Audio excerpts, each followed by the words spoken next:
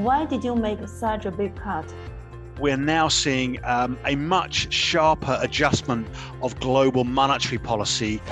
So do you think the central banks will prioritize controlling inflation over stabilizing the economy?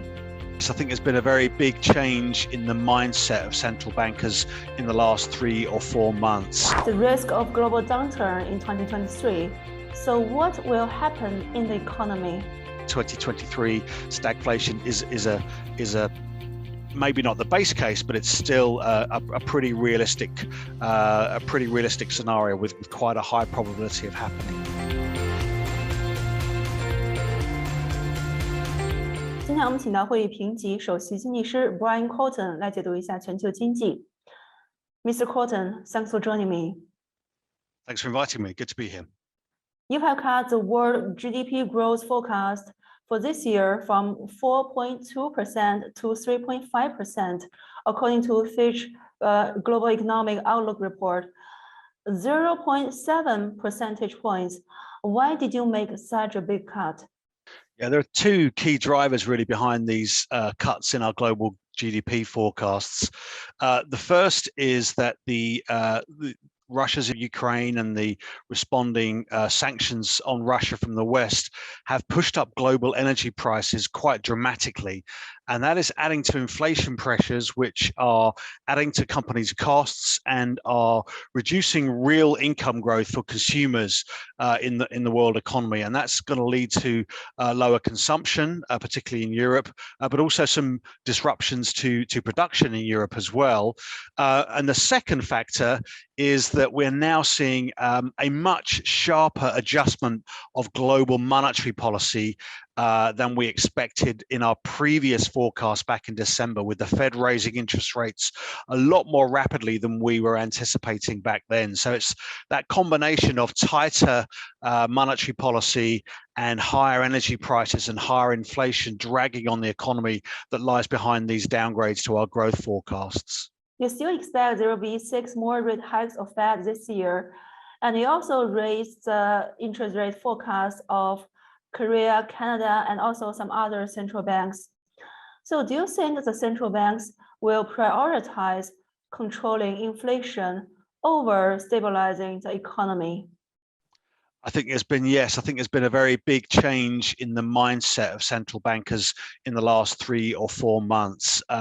If we go back to sort of the fourth quarter of 2021, the debate was very much couched in terms of, yes, we're seeing these inflation pressures as we come out of the pandemic shock, but they're largely temporary, and inflation will probably come back down on its own if we just wait until some of these supply chain issues get sorted out. We see the consumers, particularly in the US, but also in Europe, switch spending back towards services, away from goods, and as fiscal support eases. Those are the sort of 3 factors that were widely cited by central banks as a reason why we should expect inflation to start to come back down again without them really needing to do very much. That's completely changed now, and central bankers in the Fed, but also elsewhere, now believe that they have to do something themselves to bring inflation back down. So they are very much in the mode of doing whatever it takes now to ensure that inflation and inflation expectations come back down to their targets in the medium term. You said this is starting to feel like an inflation regime change moment. So how big this inflation problem can be, and how to understand regime change moment? Since around the middle of the 1990s, for much of the developed world and much of the world economy generally, inflation has just not been an issue. And one of the reasons we never had that was that we never really saw any evidence of wage growth picking up. And what we have now in the US is wage growth is heading to around 6%.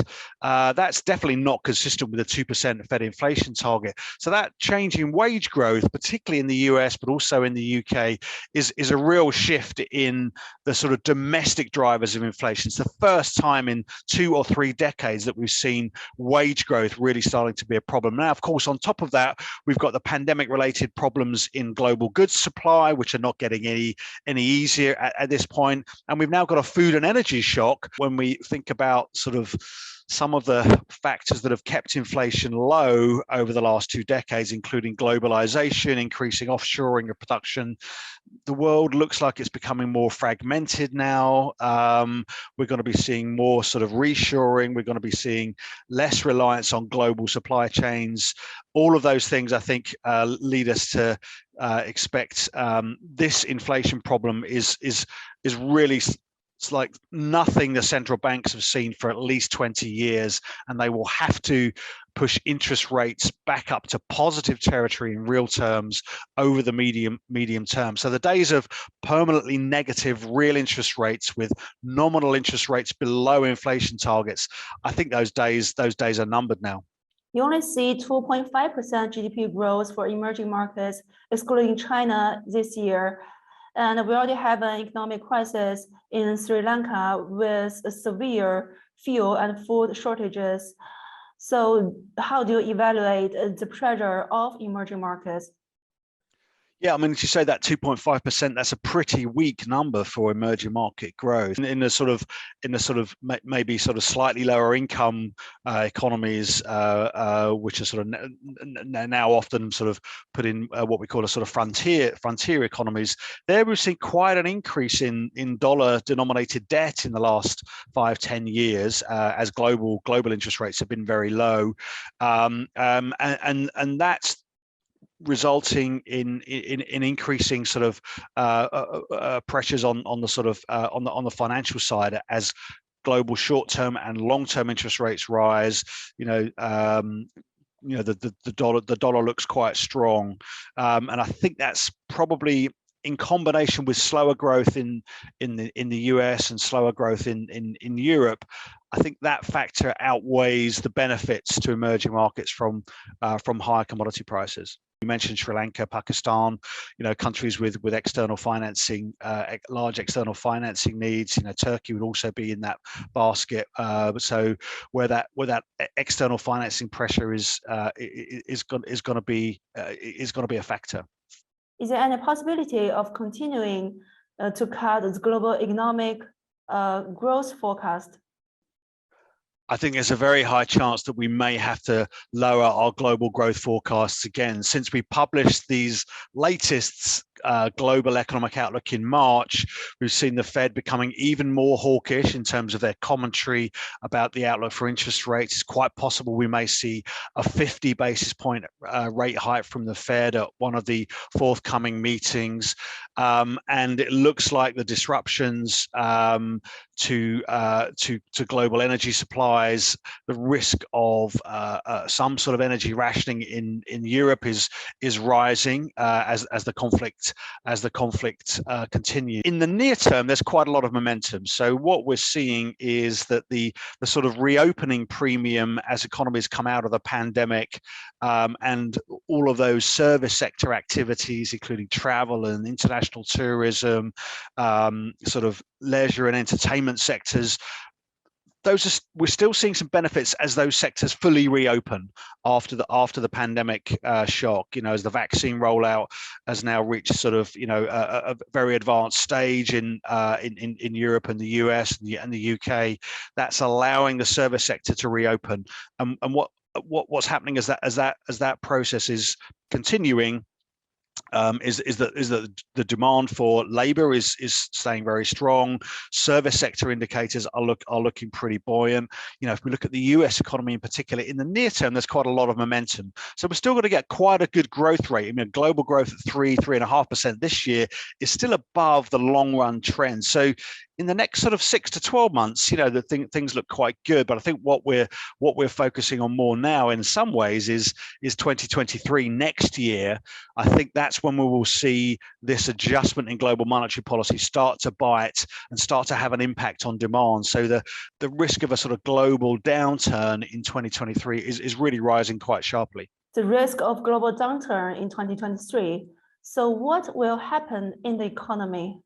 Well, when we published this global economic outlook in March, we did outline a scenario that involved zero growth in the US and the Eurozone next year. Now, that scenario involved oil prices going to $150 per barrel. It involved outright energy rationing in Europe, and it involved much higher rates. I think the rate side is looking increasingly likely now. That's probably not so much of a scenario now.